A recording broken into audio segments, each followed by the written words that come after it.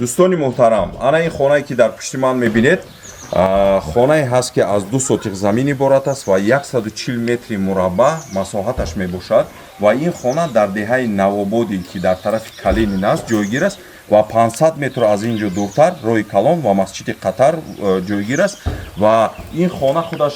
2 хона дар поён, дар якум ошёна бо ҳамом ва ташноб мебошад ва 3 хонаи дигар дар боло дар дуюм ошёна ва як хонаи барҳавои Калон дар поён воқеъ аст ва нархи ин хона беҳад арзанда мебошад ки 1 миллион 50 ҳазор сомон боз ҳам муомила дорад ва ҳозир мо меравем аз даруни ин хона ба шумо онро нишон медиҳем.